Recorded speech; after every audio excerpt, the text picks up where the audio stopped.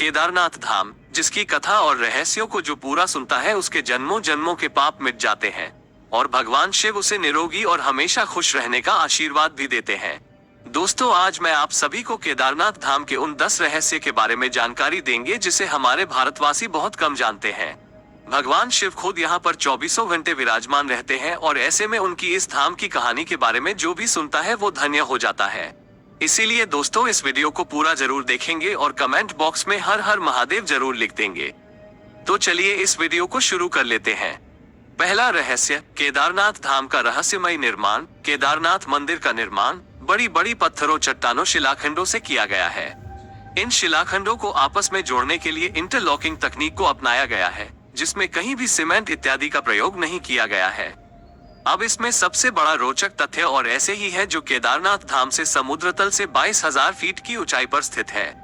इतनी अधिक ऊंचाई पर इतनी विशाल शिलाखंड को पहुंचाना और फिर उन्हें एक के ऊपर एक रखकर इंटरलॉकिंग करना किसी मानव के लिए सक्षम नहीं दिखता। आज तक इस रहस्य का खुलासा नहीं हो पाया कि आखिर इतनी भारी पत्थर को इतनी ऊंचाई पर लाकर व तराश कर कैसे मंदिर की शक्ल दी गई होगी, खासकर ये विशालकाय छत कैसे खंभों पर रखी गई होगी। दूसरा रहस्य है केदारनाथ धाम की भौगोलिक स्थिति। केदारनाथ धाम में एक तरफ करीबन 22,000 फुट केदार, दूसरी तरफ 21,600 फुट ऊंचा खर्च कुंड और तीसरी तरफ 22,700 फुट ऊंचा भरत कुंड का पहाड़ न सिर्फ 3 पहाड़ बल्कि 5 नदियों का संगम भी है। यहाँ मंदाकिनी, मधु, गंगा, क्षीर गंगा, सरस्वती और स्वर्ण गौरी है। इन नदियों में अलकनंदा की सहायक मंदाकिनी आज भी मौजूद है। इसी के किनारे है केदारेश्वर धाम। यहाँ सर्दियों में भारी बर्फ और बारिश में जबरदस्त पानी रहता है। केदार घाटी में दोनों तरफ है नर और नारायण। विष्णु की 24 अवतार में एक नर और नारायण ऋषि की यहाँ तपोभूमि है। दूसरी ओर बद्रीनाथ धाम है जहाँ भगवान विष्णु विश्राम करते हैं। तीसरा, केदार में शिवलिंग की स्थापना कैसे और क्यों हुई। जब महाभारत युद्ध के बाद पांडवों पर अपने भाइयों और सगे संबंधियों की हत्या का दोष लगा था, तब भगवान श्री कृष्ण ने उन्हें भगवान शिव से क्षमा मांगने का सुझाव दिया था, लेकिन शिव जी पांडवों को क्षमा नहीं करना चाहते थे। इसीलिए वो पांडवों के सामने न आने के लिए बैल यानी नंदी का रूप धारण कर लिया और पहाड़ों में मौजूद मवेशियों में छिप गए थे। लेकिन गदाधारी भीम ने उन्हें देखते ही पहचान लिया। तब भगवान शिव का दर्शन पाने के लिए पांडवों ने एक योजना बनाई और भीम ने विशाल रूप धारण करके अपने दोनों पैर केदार पर्वत के दोनों ओर फैला दिए। सभी पशु भीम के पैर के नीचे से गुजर गए, लेकिन भैंस के रूपी भगवान शिव भीम के पैर के नीचे से नहीं निकले। तब भगवान शिव को पहचान कर उस भैंस को पकड़ना चाहा तो वो भैंस धरती में समाने लगा। तभी भीम ने भैंसे का पिछला भाग कसकर पकड़ लिया। भगवान शिव पांडवों की भक्ति से प्रसन्न होकर उन्हें दर्शन देकर पाप मुक्त कर दिया। कहा जाता है कि तभी से भगवान शिव यहाँ भैंस की पीठ की आकृति के रूप में पूजे जाते हैं। मान्यता है कि इस भैंस का मुंह नेपाल में निकला, जहां भगवान शिव की पूजा पशुपतिनाथ के रूप में की जाती है। चौथा रहस्य, इस मंदिर का निर्माण किसने और क्यों किया। ऐसा कहा जाता है कि इस मंदिर के निर्माण के पहले यहाँ पर एक दूसरा मंदिर हुआ करता था, जिसे पांडवों ने बनाया था। लेकिन वक्त के थपेड़ों की मार के चलते ये मंदिर विलुप्त हो गया। उसके बाद जगत गुरु आदि शंकराचार्य जी केदारनाथ आए और फिर उन्होंने इस मंदिर का निर्माण करवाया। इस मंदिर के पीछे ही उनकी समाधि है। इसका गर्भगृह अपेक्षाकृत प्राचीन है, जिसे 8वीं शताब्दी के लगभग का माना जाता है। पहली 10वीं शताब्दी में मालवा के राजा भोज द्वारा और फिर 3वीं शताब्दी में मंदिर का जीर्णोद्धार करवाया था। पांचवा, केदारनाथ धाम और रामेश्वर धाम का एक सीध में होना। दोस्तों, आपको जानकर आश्चर्य होगा कि एक रेखा पर बने हैं केदारनाथ और रामेश्वरम मंदिर। केदारनाथ मंदिर को रामेश्वरम मंदिर की सीध में बना हुआ माना जाता है। उक्त दोनों मंदिर के बीच में कालेश्वर, श्रीकालाहस्त मंदिर, एकम्रेश्वर मंदिर, कंचीपुरम मंदिर और नटराज मंदिर और रामेश्वर मंदिर आता है। ये शिवलिंग पंचभूतों का प्रतिनिधित्व करती है, लेकिन आज तक इसका खुलासा कोई नहीं कर पाया कि आखिर ये सभी मंदिर एक ही सीध में कैसे और क्यों बनाए गए थे। छठा रहस्य, आखिर केदारनाथ धाम 400 वर्षों तक क्यों और कैसे गायब हो गया। देहरादून के वाडिया इंस्टीट्यूट की हिमालयन जियोलॉजिकल वैज्ञानिक विजय जोशी के अनुसार 3वीं से 7वीं शताब्दी तक यानी 400 साल का एक छोटा हिमयुग आया था, जिससे हिमालय का एक बड़ा क्षेत्र बर्फ केंद्र में दब गया था। उसमें ये मंदिर क्षेत्र भी था। विज्ञानियों के अनुसार मंदिर की दीवार और पत्थरों पर आज भी इसके निशान देखे जा सकते हैं। दरअसल केदारनाथ धाम का ये इलाका चूरा बारी ग्लेशियर का ही एक हिस्सा है। वैज्ञानिकों का मानना है कि ग्लेशियरों के लगातार पिघलते रहने व चट्टानों के खिसकते रहने से आगे भी इस तरह का जल प्रलय या प्राकृतिक आपदाएं जारी रहेंगी।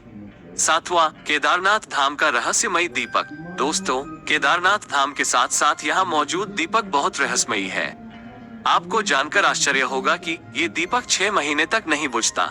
दीपावली महापर्व के दूसरे दिन शीत ऋतु में मंदिर के द्वार बंद कर दिए जाते हैं, लेकिन 6 महीने तक मंदिर के अंदर दीपक जलता रहता है। पुरोहित सम्मान के साथ पट बंद करके भगवान के विग्रह एवं दंडी को 6 महीने तक पहाड़ के नीचे ऊखीमठ में ले जाते हैं। 6 माह के बाद मई में केदारनाथ के कपाट खुलते हैं, तब उत्तराखंड की यात्रा प्रारंभ होती है। 6 माह तक मंदिर और उसके आसपास कोई नहीं रहता, लेकिन आश्चर्य की बात यह है कि 6 माह तक दीपक भी जलता रहता है और निरंतर पूजा भी होती रहती है। कपाट खुलने के बाद ये भी आश्चर्य का विषय है कि वैसी की वैसी सफाई भी यहाँ मिलती है जैसे कि मंदिर को बंद करते वक्त छोड़ा गया था। 8वां रहस्य, आखिर क्यों और कैसे लुप्त हो जाएगा केदारनाथ धाम। पुराणों की भविष्यवाणी के अनुसार इस समूचे क्षेत्र के तीर्थ विलुप्त हो जाएंगे। माना जाता है कि जिस दिन नर और नारायण पर्वत आपस में मिल जाएंगे, बद्रीनाथ और केदारनाथ का मार्ग पूरी तरह से बंद हो जाएगा और तब भक्त बद्रीनाथ और केदारनाथ के दर्शन नहीं कर पाएंगे। पुराणों के अनुसार वर्तमान बद्रीनाथ धाम और केदारेश्वर धाम लुप्त हो जाएंगे और वर्षों बाद भविष्य में भविष्य बद्री और भविष्य की धार नाम की नई तीर्थ का उद्गम होगा। 9वां रहस्य, केदारनाथ धाम में मौजूद भीमशिला का रहस्य। वर्ष 2013 में केदारनाथ में आई प्राकृतिक आपदा के बारे में कौन नहीं जानता। यह आपदा इतनी भीषण थी कि लगभग 1000 से ज्यादा भक्तों की मृत्यु हो गई थी और केदारनाथ जाने का मार्ग पूरी तरीके से तहस नहस हो गया था। लेकिन आश्चर्य की बात तो ये है कि मुख्य मंदिर को कुछ भी नुकसान नहीं पहुंचा। इसका कारण था बाढ़ के पानी में बहकर आया एक विशाल चट्टान, जिसे आज हम भीमशिला के नाम से जानते हैं। आपदा इतनी भीषण थी कि लगभग 1000 से ज्यादा भक्तों की मृत्यु हो गई थी और केदारनाथ जाने का मार्ग पूरी तरीके से तहस नहस हो गया था। लेकिन आश्चर्य की बात तो ये है कि मुख्य मंदिर को कुछ भी नुकसान नहीं पहुंचा। इसका कारण था बाढ़ के पानी में बहकर आया एक विशाल चट्टान, जिसे आज हम भीमशिला के नाम से जानते हैं। 2013 में जब बाढ़ का पानी तीव्र गति के साथ केदारनाथ धाम मंदिर की तरफ बह रहा था, तब उस पानी के साथ साथ एक विशालकाय चट्टान भी मंदिर की तरफ बहती हुई आई और ठीक मंदिर के पीछे आकर रुक गया। बाढ़ का पानी उस चट्टान से टकराकर 2 भागों में बंट गया और मंदिर के दोनों ओर से निकल गया। इस कारण मंदिर को कुछ भी नुकसान नहीं हुआ था। ये एक चमत्कार था जिसे संपूर्ण विश्व ने देखा था। 10वां रहस्य, केदारनाथ धाम का रहस्यमयी साधु और एक भक्त की सच्ची घटना। दोस्तों, आज से कई सालों पहले एक आदमी केदारनाथ धाम में भगवान शिव के दर्शन करने आया। वो जिस वक्त आया उस वक्त केदारनाथ धाम के कपाट बंद होने वाले थे। उसने पुजारी से भोलेनाथ के दर्शन करने की इच्छा जाहिर की, परंतु पंडितों ने ये बोलकर उसे मना कर दिया कि केदारनाथ धाम अब 6 महीने के लिए बंद कर दिया गया है। ये सुनते ही वो भक्त बहुत दुखी हो गया, परंतु उसने अपने मन में ये संकल्प लिया कि जब तक वो केदारनाथ धाम के दर्शन नहीं करेगा वो यहाँ से हिलेगा तक नहीं। वो भूखे प्यासे बर्फ के ऊपर बैठा रहा।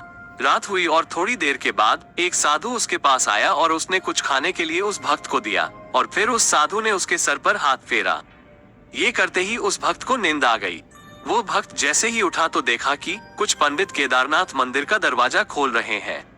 ये देखकर वो मंदिर की तरफ भागा और पंडित से जाकर बोला कि आपने तो बोला था कि अब मंदिर के कपाट ठीक 6 महीने बाद खुलेंगे, लेकिन आपने तो एक ही दिन में इसे दोबारा खोल दिया।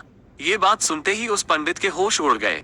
उस पंडित ने उस भक्त को गौर से देखा और कहा, तुम तो वही भक्त हो ना जो 6 महीने पहले आए थे और दर्शन करना चाहते थे।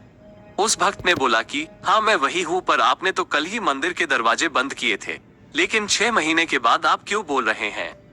पंडित ने पूछा कि मंदिर के दरवाजे बंद होने के बाद तुम्हारे साथ क्या हुआ था, पहले तुम ये बताओ। उस भक्त ने जैसे ही उस साधु की बात कही कि एक अघोरी बाबा आए और मुझे खाने के फल दिया और मेरे सिर पे हाथ फेरा और मुझे नींद आ गई, और मैं जब जागा तो देख रहे हैं कि आप मंदिर का दरवाजा खोल रहे हैं। पंडित ये बात सुनते ही उस भक्त के चरणों पे गिर पड़ा और कहा कि आप जैसे शिव भक्त को मैं समझ नहीं पाया।